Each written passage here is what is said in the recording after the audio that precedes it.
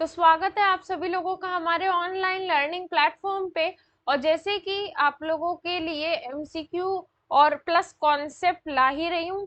आज मेरा काम है कि मैं सेमेस्टर 4 का जो कॉस्ट अकाउंटिंग है वो मैं आपको कॉन्सेप्ट के साथ एमसीक्यू करा दूं, क्योंकि इस बार आपका जो एमसीक्यू है वो पैटर्न उस हिसाब से पेपर आएगा।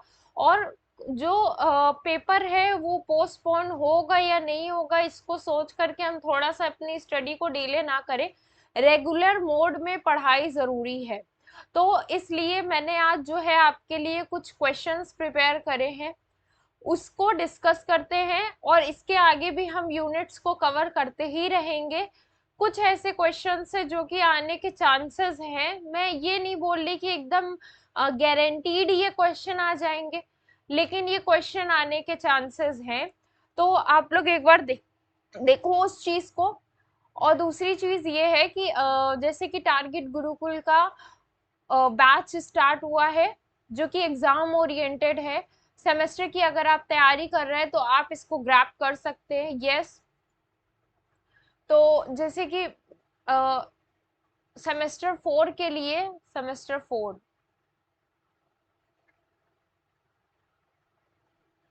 ये बीकॉम सेमेस्टर 4 के लिए भी है बैच, ठीक है। बीकॉम सेमेस्टर 4 के लिए।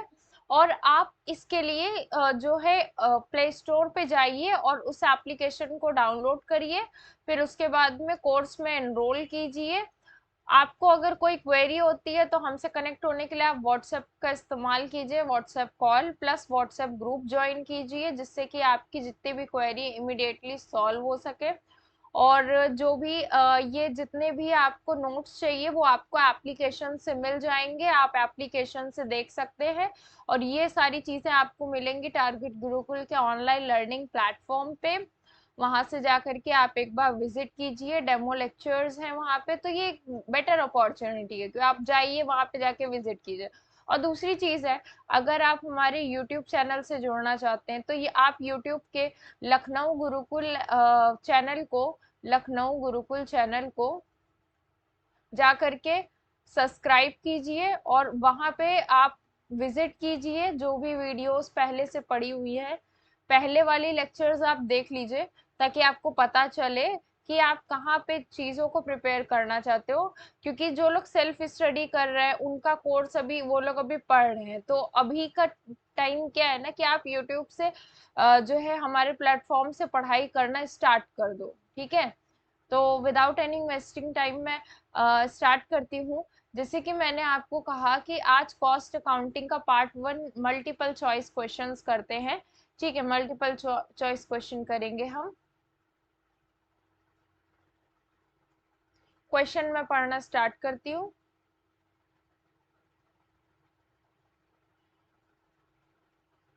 ओके, तो पहला क्वेश्चन मैं पढ़ती हूँ।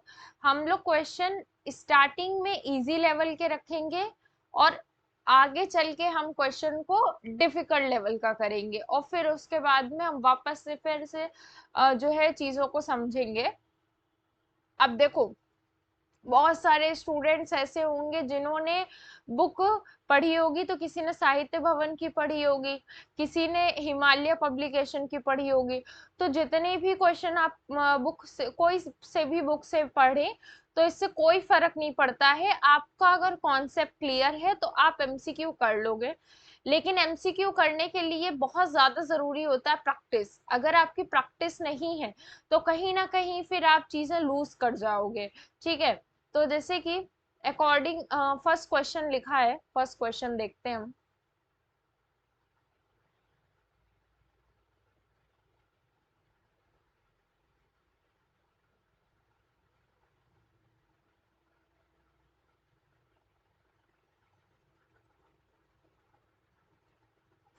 क्वेश्चन में लिखा हुआ है according to CIMA।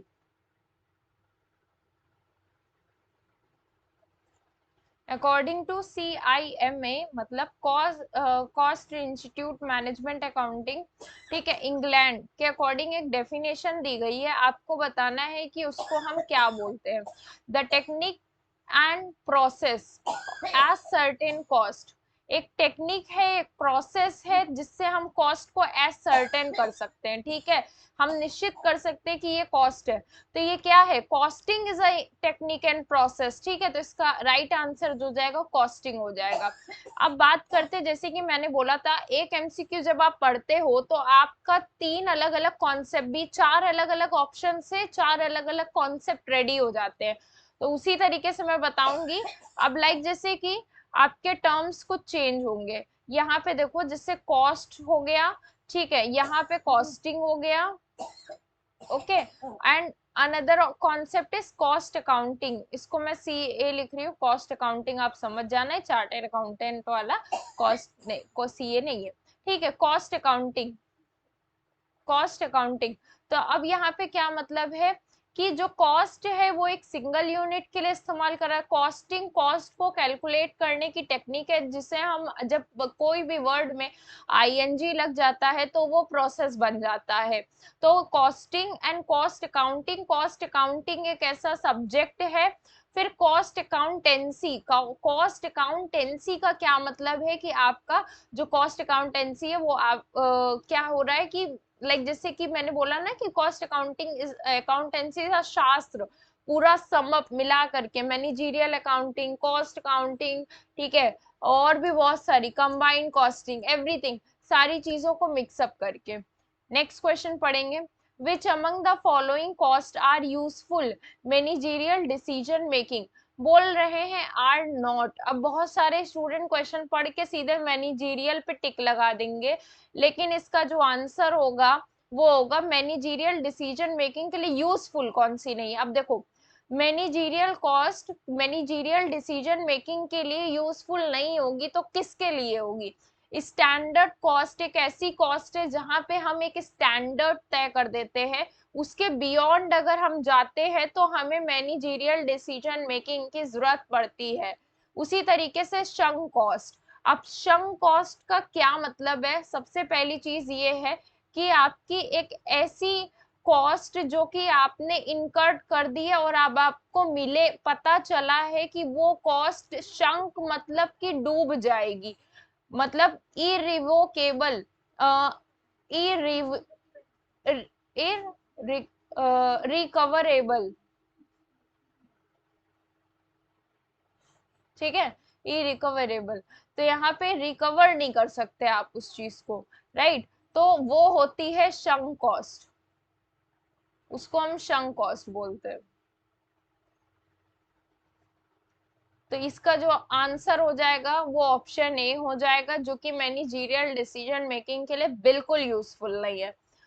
Next question, the main function of cost accounting, fill in the gaps, reporting, ठीक है, अब मेन फंक्शन क्या है, इंटरनल है, गवर्नमेंट है, बैंक है, एक्सटर्नल है। ऑप्शन हो जाएगा ऑप्शन ए, इंटरनल रिपोर्टिंग होती है। क्यों, क्योंकि आप अगर ऑडिट कर रहे होते तो वहां पे एक्सटर्नल समझ में आता, गवर्नमेंट से इसका कोई वास्ता नहीं है, बैंक से कहाँ से, तो जो कॉस्ट अकाउंटिंग का रिपोर्टिंग है वो इंटरनल प्रोसेस है। क्योंकि कॉस्ट अकाउंटिंग के बाद हम क्या करते हैं, कॉस्ट ऑडिट का काम करते हैं। ऑडिट का काम क्या कि आपका बाहर से ऑडिटर आया है और चेक कर रहा है, ठीक है।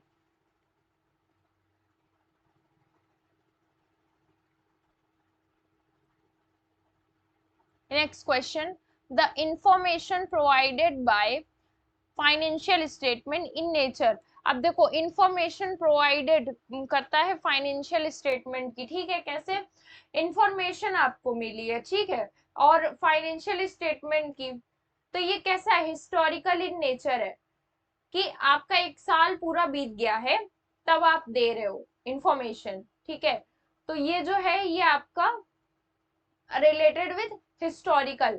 बाकी के देख लेते हैं स्टैंडर्ड इन नेचर, तो ऐसा नहीं होता, आप पहले से स्टैंडर्ड नहीं तय करते हो, आपको जो भी चीजें मिल रही है वो चीजें आपको दिख रही है, ठीक है। फिर उसके बाद मैनेजरियल इन नेचर, नो, जब भी आप इंफॉर्मेशन फाइनेंशियल स्टेटमेंट की देखो तो मैनेजरियल से ज्यादा कैसी होती है, अकाउंटिंग नेचर की होती है, ठीक है। एंड देन यूनिफॉर्म मतलब एक रूपता, तो ऐसा भी नहीं होता है। तो ये क्या कौन सी इंफॉर्मेशन होती है, वो हिस्टोरिकल बेसिस पे होती है।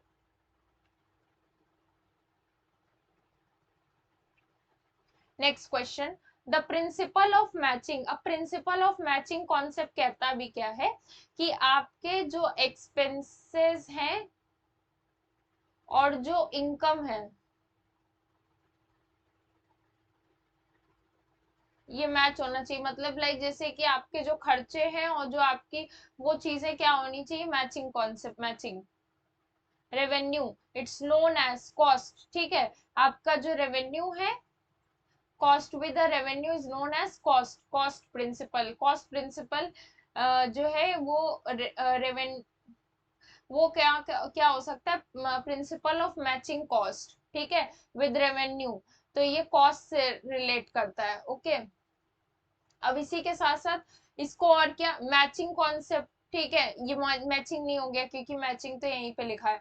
कंसिस्टेंसी, कंसिस्टेंसी प्रिंसिपल होता है कि यहाँ पे कहा जाता है कि आपको एक कंसिस्टेंसी बना के रखना चाहिए। मतलब 2019 में अगर आपने WDV इस्तेमाल करा था, रिटन डाउन वैल्यू, तो 2020 में क्या आप SLM का इस्तेमाल करने लगेंगी, straight line method? No, answer is no. आपको एक कंसिस्टेंसी बना के रखनी पड़ेगी।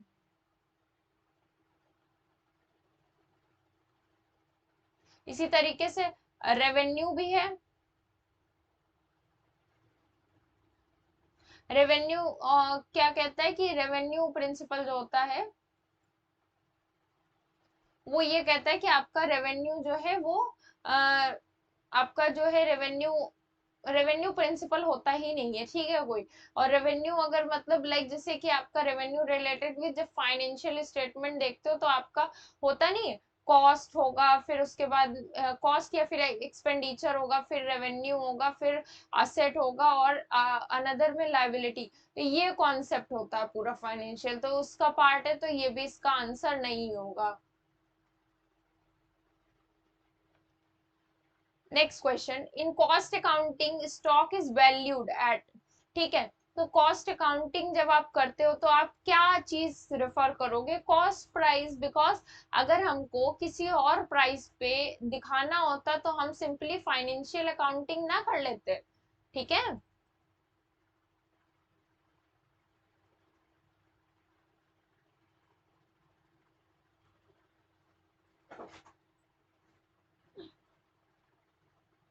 Next question, the installation of a, fill in the gaps, system will create confidence in mind of public about fairness of the price change। तो बोल रहे installation की है, system will create confidence in mind public about the fairness price change. तो इसका जो answer हो जाएगा वो आपका हो जाएगा costing related, because installation of a cost system create confidence public about the fairness and price charge. आपने सुना होगा कि जब आप कॉस्ट अकाउंटिंग पढ़ते हो तो इस वजह से भी, क्योंकि आपको कॉस्ट का सही से पता चल जाए, तो ये यहाँ पे जैसे ही फेयरनेस वर्ड आया तो आपके दिमाग में करना चाहिए कि हम कॉस्टिंग की बात कर रहे हैं।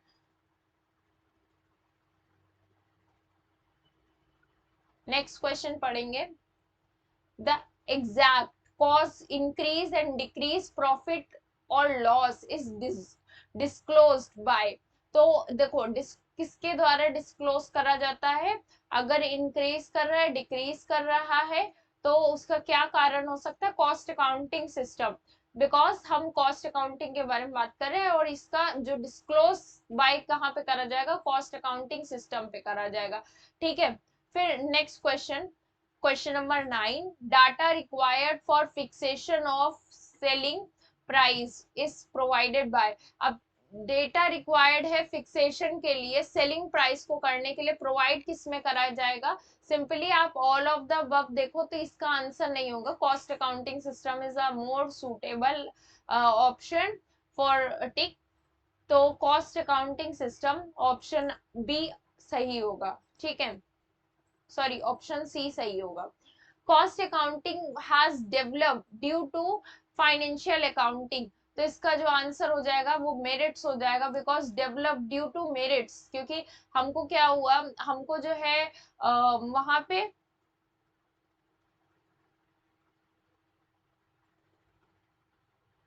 ओके वेट अ मिनट, देखो ध्यान दो, फाइनेंशियल अकाउंटिंग में कुछ ना कुछ लिमिटेशन थी, इसी वजह से जो है कॉस्ट अकाउंटिंग का निर्माण हुआ। कोई अलग चीज का निर्माण क्यों होता है? क्योंकि वहां पे लिमिटेशन, तो simply cost accounting is developed due to limitation of financial accounting. ठीक है, वहां पे लिमिटेशंस थी, इस वजह से कॉस्ट अकाउंटिंग आया है। Next question, the main object cost accounting का क्या है? तो आपको फिक्सेशन ऑफ सेलिंग प्राइस करना है, ठीक है, फिक्स करना है। Recording of cost no, cost control no, maximize profit no. Selling price related, because selling में आपका product price plus quantity involve होता है और इसी को हम लोग रिकॉर्ड करते हैं। अब यहाँ पे एक ये है, और इसमें पूछ रहा है कि ये डेफिनेशन किसके बारे में बता रही है। आपको डेफिनेशन पूरी पढ़नी है, मैं पढ़ती हूँ, साथ में पढ़िए। Is the application of costing and cost accounting principle method and technique of the art and science. कुछ चीजों को आप मार्क कीजिए ताकि आपको पता चले कि ये कितनी ज्यादा इंपॉर्टेंट है। प्रैक्टिस ऑफ कॉस्ट कंट्रोल, ठीक है, कॉस्ट कंट्रोल, अब इसको मैंने मार्क कर दिया। एसर्टेनमेंट ऑफ द प्रॉफिटेबिलिटी, मतलब एक ऐसा प्रोसेस जिसमें प्रिंसिपल, टेक्निक, आर्ट, साइंस सबका इस्तेमाल करके आप प्रैक्टिस कर रहे हो कॉस्ट कंट्रोल की और एसर्टेन कर रहे हो प्रॉफिट को। तो सिंपली जो आंसर हो जाएगा कॉस्ट एसर्टेनमेंट, लाइक जैसे कि कॉस्ट का एसर्टेनमेंट हो गया। एंड देन जो नेक्स्ट क्वेश्चन आपका रिगार्डिंग विद रहेगा